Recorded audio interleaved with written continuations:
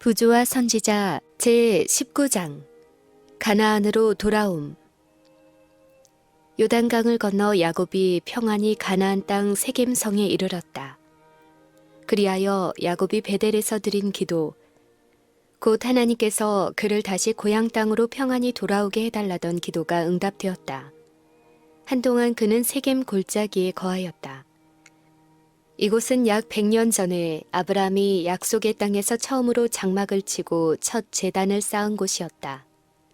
이곳에서 야곱은 그 장막 친 밭을 세겜의 아비 하몰의 아들의 손에서 은 100개로 사고 거기 단을 쌓고 그 이름을 에렐 로헤 이스라엘, 하나님 이스라엘의 하나님이라 하였다.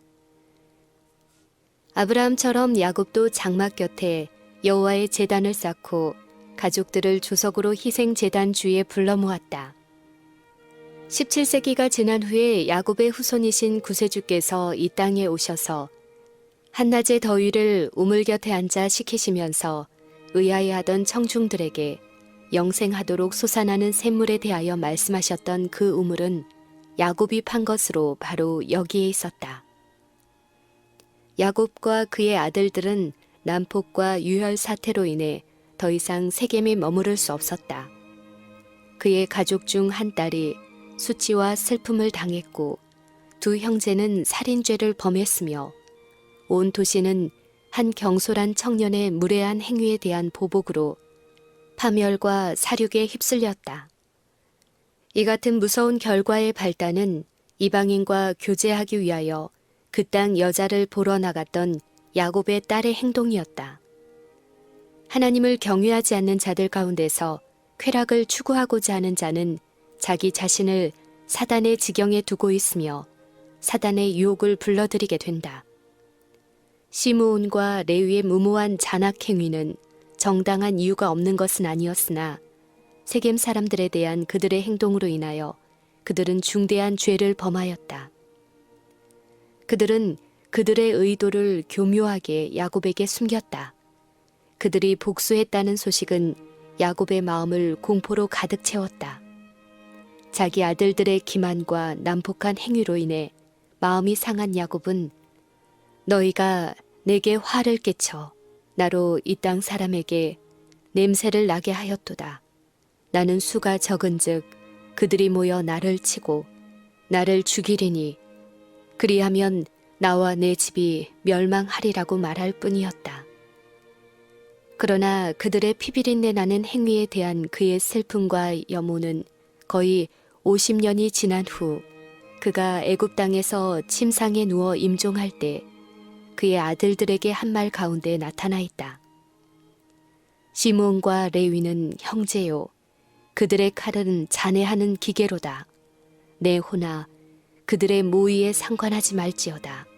내 영광아 그들의 집회에 참여하지 말지어다.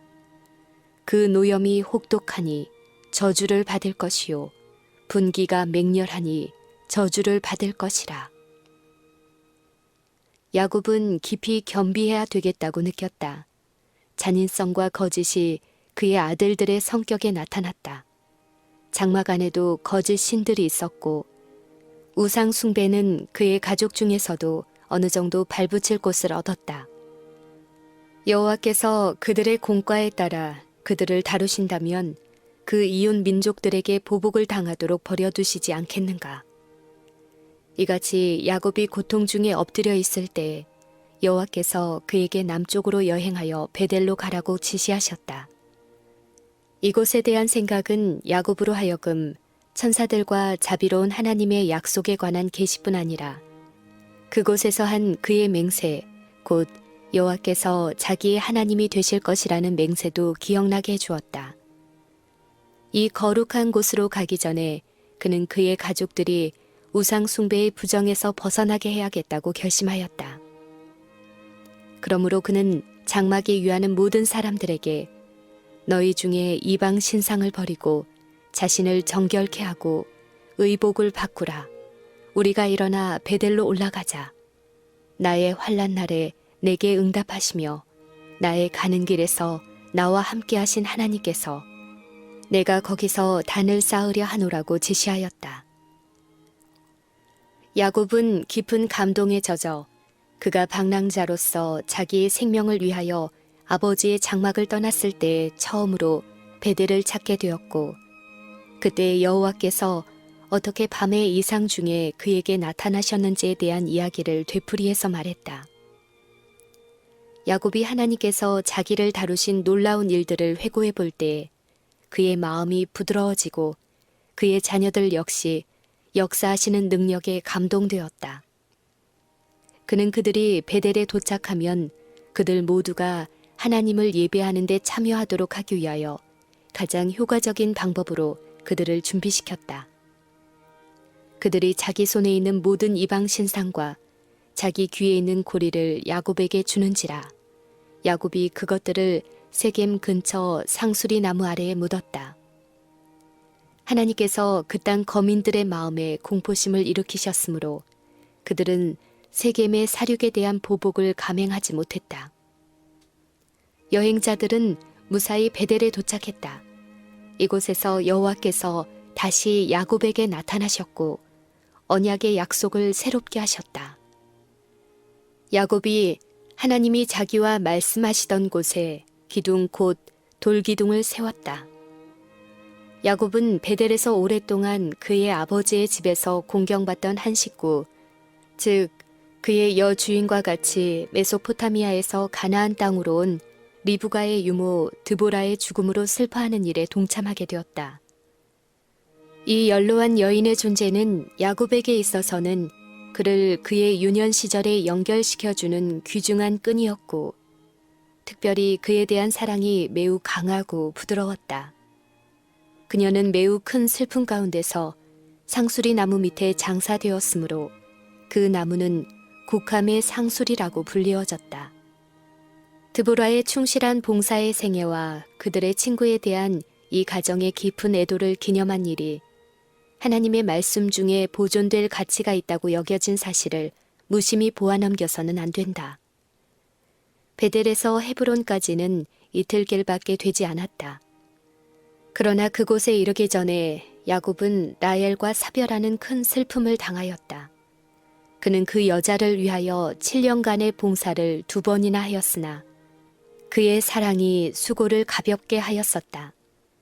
그에 대한 사랑이 얼마나 깊고 영속적인 것이었던가는 오랜 후 야곱이 애굽 땅에서 거의 임종시에 그를 문병하러 온 요셉에게 노령의 야곱이 자기의 생애를 회고하면서 내게 관하여는 내가 이전에 밧단에서 올 때에 라헬이 나를 따르는 노중 가나안 땅에서 죽었는데 그곳은 에브랏까지 길이 오히려 격한 곳이라 내가 거기서 그를 에브랏 길에 장사하였느니라 라고 한 말 중에 나타나 있다.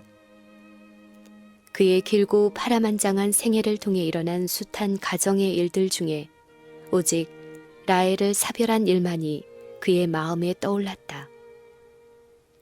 라헬은 죽기 전에 둘째 아들을 낳았다. 숨을 거두면서 그는 아들의 이름을 베노니 곧 슬픔의 아들이라 지었다. 그러나 그 아버지는 그를 베냐민 곧 오른손의 아들 또는 나의 힘이라고 불렀다. 라헬은 죽은 그곳에 장사되었고 야곱은 그를 오래도록 기억하기 위하여 그곳에 비를 세웠다. 에브라스로 가는 도중에 다른 사악한 범죄가 야곱의 가족을 더럽혔는데 그것으로 인하여 장차 르우벤은 장자의 명분의 특권과 명예를 상실하게 되었다. 마침내 야곱은 여행의 끝에 이르러 마브레로 가서 그 아비에게 이르렀으니 곧 아브람과 이삭에 우거하던 헤브론이더라. 그는 그의 아버지의 생애의 만년에 이곳에 머물러 있었다. 아내를 사별하고 외롭게 지내는 허약하고 눈먼 이삭에게는 오래 떨어져 있었던 이 아들의 친절한 시중이 큰 위안이 되었다. 야곱과 에서는 그들의 아버지께서 임종하는 병상에서 다시 만났다. 한때 형은 이때를 복수할 기회로 기다렸던 일이 있었다. 그러나 그의 감정은 그 후에 크게 달라졌다. 야곱은 장자의 명분에 속한 영적 축복에 크게 만족하여 에서가 갈망하고 가치 있게 여긴 유일한 상속물인 아버지의 재산을 형에게 양도하였다. 그들은 더 이상 질투나 증오로 사이가 나빠지지 않았으나 서로 헤어져 에서는 세일산으로 옮겨갔다. 축복을 후히 주시는 하나님께서는 그가 갈망하던 보다 높은 미덕에 첨가하여 야곱에게 세상 재물도 허락하셨다. 두 형제의 재산이 풍부하여 함께 거할 수 없음이더라. 그들의 우거한 땅이 그들의 가축으로 인하여 그들을 용납할 수 없었더라. 이 분리는 야곱에 대한 하나님의 목적과 일치하였다. 두 형제는 신앙에 있어서 아주 큰 차이가 있었으므로 서로 떨어져 사는 것이 그들에게 더 좋았다. 에서와 야곱은 다 같이 하나님께 대한 지식을 배웠고 둘 다 하나님의 계명을 따라 행함으로 하나님의 총애를 받을 자유를 가졌었다. 그러나 그들 두 사람이 다 이것을 행하고자 선택하지는 않았다. 그 두 형제가 서로 다른 길을 걸어갔고 그들의 길은 점점 더 멀어져만 갔다. 에서가 구원의 축복에서 제거된 것은 하나님의 편에서 독단적으로 택정하신 것이 아니었다. 그리스도를 통하여 주시는 하나님의 은혜의 선물은 만민에게 거저 주시는 것이었다. 어떤 사람이 멸망당한다면 그것은 자신이 선택한 것이지 다른 사람이 선택해 준 것이 아니다. 하나님께서는 모든 영혼이 영생을 얻도록 택하심을 입을 수 있는 조건을 당신의 말씀 가운데 제시하셨는데 그것은 그리스도를 믿는 믿음을 통하여 그분의 계명을 순종하는 것이다. 하나님께서는 당신의 율법에 조화되는 한 인물을 선정해 놓으셨으며 누구든지 그분께서 요구하시는 이 표준에 도달하는 자는 영광의 나라에 들어갈 것이다. 그리스도께서 친히 아들을 믿는 자는 영생이 있고 아들을 순종치 아니하는 자는 영생을 보지 못하고 나더러 주여 주여 하는 자마다 천국에 다 들어갈 것이 아니요 다만 하늘에 계신 내 아버지의 뜻대로 행하는 자라야 들어가리라고 말씀하셨다. 요한계시록에서 그분은 그 두루마기를 빠는 자들은 복이 있으니 이는 저희가 생명나무에 나아가며 문들을 통하여 성에 들어갈 권세를 얻으려 함이로다 라고 선언하신다. 인간의 최종적인 구원과 관련하여 이것이 하나님의 말씀에 나타난 유일한 특정이다. 두려움과 떨림으로 자기 자신의 구원을 이루는 영혼은 택함을 받고 갑옷을 입고 믿음의 선한 싸움을 싸우는 사람도 선택함을 받았다. 깨어 기도하며 성경을 연구하고 시험에서 도망치는 사람과 꾸준한 신앙을 가지고 하나님의 입에서 나오는 모든 말씀을 순종하는 사람은 다 택함을 받을 것이다. 구속을 위하여 마련된 것들은 모든 사람에게 제한 없이 주어지지만 구속의 결과는 그 조건들에 응한 자들이 누릴 것이다. 에서는 언약의 축복을 멸시하였다. 그는 영적 이익보다도 현세적 이익을 더 귀중히 여겼다. 그는 바라던 그것을 얻었다. 그가 하나님의 백성으로부터 떨어져 나간 것은 자기 자신의 계획적인 선택으로 이루어진 것이다. 야곱은 신앙의 유업을 선택하였다.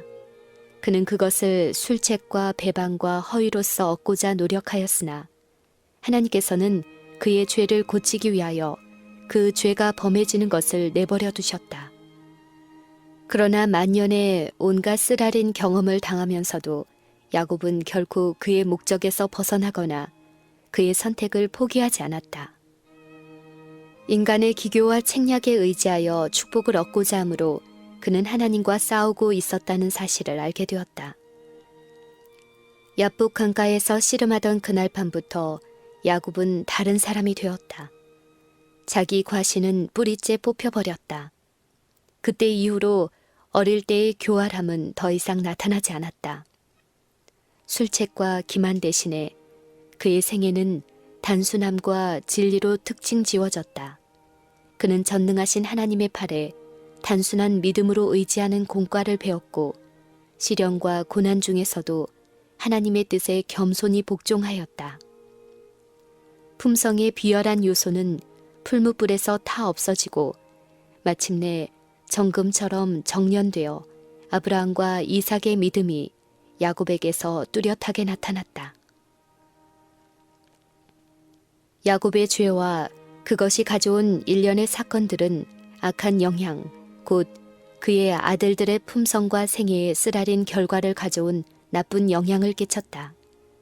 그의 아들들이 성년이 되었을 때 그들에게서 심각한 결점들이 나타났다.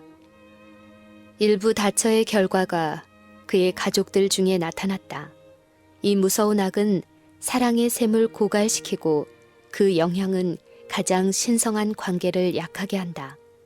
어머니들의 질투는 가족 관계를 고통스럽게 만들었고 아이들은 툭하면 싸우는 성질과 제재를 받을 때 참지 못하는 성질을 가지고 자라났으므로 그들의 아버지의 생애는 근심과 슬픔으로 어두워졌다.